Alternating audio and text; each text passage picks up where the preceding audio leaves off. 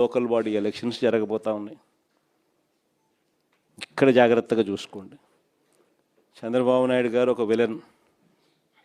Local body election సరిగ్గా జరగనీడు, పోలీసులను పెడతాడు, దౌర్జన్యం చేస్తాడు, బెదిరిస్తాడు, ప్రలోభాలు పెడతాడు, ఎన్నికలలో దుర్మార్గంగా గెలిచే ప్రయత్నం చేస్తాడు. ఎస్, చేస్తాడు. కానీ అందరూ గుర్తుపెట్టుకోండి, ప్రజలు మనకు సపోర్ట్గా ఉన్నారనేది మాత్రం ఖచ్చితంగా గుర్తుపెట్టుకోండి. ఎన్నికలు ఖచ్చితంగా జరిగించండి. అన్ని రకాలుగా మీకు పార్టీ సపోర్ట్గా ఉంటుంది. వేనన్న సపోర్ట్గా ఉంటాడు, జగనన్న సపోర్ట్గా ఉంటాడు, వైఎస్ఆర్ కాంగ్రెస్ పార్టీ సపోర్ట్గా ఉంటాడు.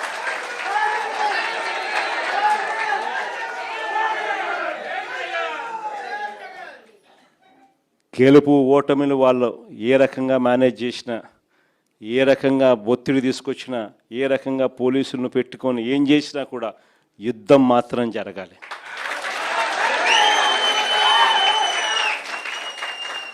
ఒకవేళ వీళ్ళను పోలీసులను దుర్వినియోగం చేసి ఆ చిన్న చిన్న స్థానాల్లో సైతం గెలిచడం కోసం కానీ వాళ్ళు దుర్మార్గాలు చేస్తే మాత్రం ఈ కసి రేపొద్దున జరగబోయే ఎన్నికల్లో చంద్రబాబు నాయుడు గారి పునాదులు కూడా కదిలే విధంగా కసి పెరుగుతుందని మాత్రం గుర్తుపెట్టుకుంది. కాబట్టి ఖచ్చితంగా గట్టిగా పోటీ ఎదుర్కొందాం. ఎన్ని ఇబ్బందులు పెట్టినా కూడా కళ్ళు మూసుకొని కళ్ళు తెరిచేసరికి ఇంకొక సంవత్సరంలో జగనన్న పాదయాత్ర స్టార్ట్ అవుతుంది, ఇంకొక సంవత్సరంలో ఎన్నికలు జరుగుతాయి అనేది మనల్ని నడిపించే విధంగా మనం ఎదురును ట్యూన్ చేసుకుందాం, గట్టిగా యుద్ధం చేద్దాం. చంద్రబాబు నాయుడు ప్రజలకు చేసింది ఏమీ లేదు. ప్రజలకు చేసింది చంద్రబాబు నాయుడు గారి పాలనలో ఈ వెన్నుపోటు పార్టీ ప్రజలకు చేసింది ఒకటి వెన్నుపోటు పొడవడం తప్ప ఇంకా చేసింది ఏమీ లేదు. కాబట్టి ఖచ్చితంగా గెలుస్తాము. లాస్ట్ ఎలక్షన్స్లో మీరు తిరిగినారు. ప్రతి గ్రామంలోనూ కార్యకర్తలందరినీ కూడా మీరు గుర్తుపడతారు. ప్రతి గ్రామంలోనూ ఆ కార్యకర్తలకు అందరికీ తోడుగా ఉండే కార్యక్రమాలు దగ్గరుండి చేయమని చెప్పి కూడా నేనే వేనన్న కూడా చెప్పిన. వేనన్న మంచి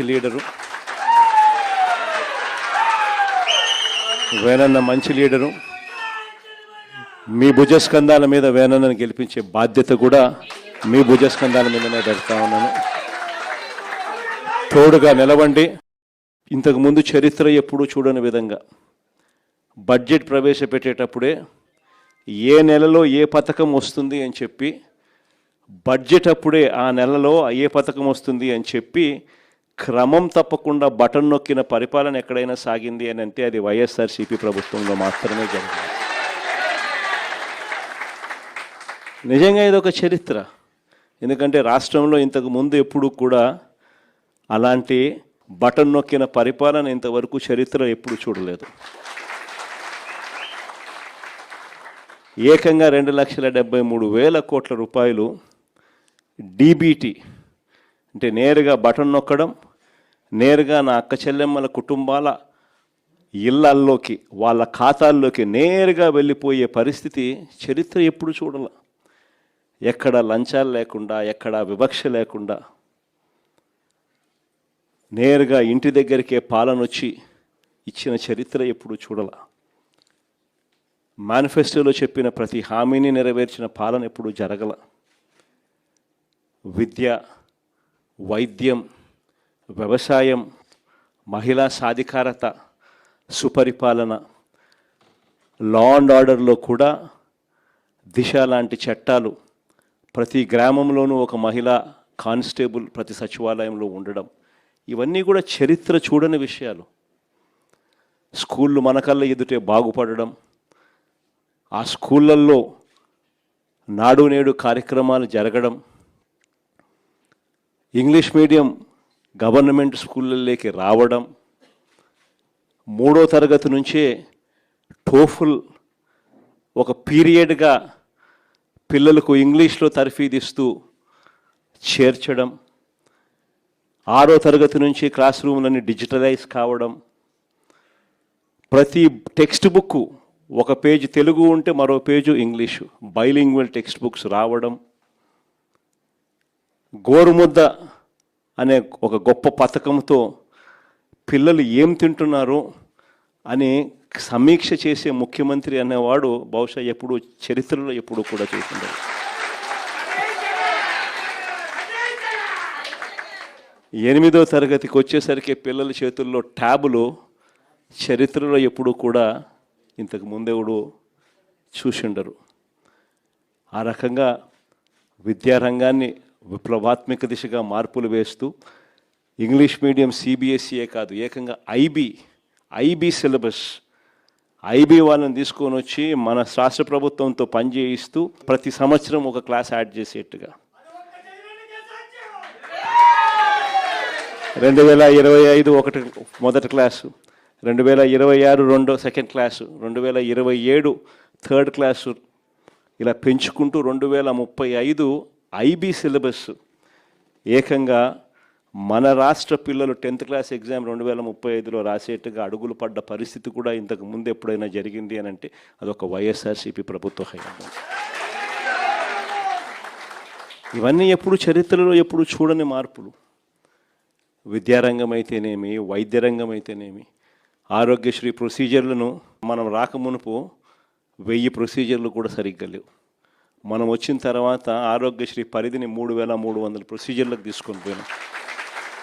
మనం వచ్చిన తర్వాత ఆరోగ్యశ్రీ లిమిట్ను 25 లక్షల దాకా పేదలకు ఉచిత వైద్యం అందించే విధంగా లిమిట్స్ని పెంచినాం. మనం వచ్చిన తర్వాత 17 మెడికల్ కాలేజీలు గవర్నమెంట్ రంగంలో కట్టడానికి వేగంగా అడుగులు పడ్డ పరిస్థితులు. మనం వచ్చిన తర్వాత నాడు నేడు కార్యక్రమంతో గవర్నమెంట్ హాస్పిటల్ రూపురేఖలు మారిన పరిస్థితులు కూడా మన హయాంలోనే. మనం వచ్చిన తర్వాతనే మొట్టమొదటిసారిగా గ్రామాలలో విలేజ్ క్లినిక్ అన్నది దర్శనమిచ్చింది కూడా మనం వచ్చిన తర్వాతనే. మనం వచ్చిన తర్వాతనే మొట్టమొదటిసారిగా పిహెచ్సిలలో ప్రతి మండలానికి 2 పిహెచ్సిలు పెట్టి, ఆ ప్రతి పిహెచ్సిలోనూ ఇద్దరిద్దరు డాక్టర్లను పెట్టి, ఆ ప్రతి పిహెచ్సికి ఒక 104 అంబులెన్స్ ఇచ్చి, ఆ ప్రతి డాక్టర్కు ఆ మండలాన్ని 4-5 గ్రామాలకు కేటాయించి, ఒక డాక్టర్ పిహెచ్సిలో కూర్చుంటే మరో డాక్టర్ ఆ పిహెచ్సిలో ఉన్న 104 వాహనం ఎక్కి తనకు కేటాయించిన ఆ గ్రామానికి మాత్రమే పోయేట్టుగా చేసి,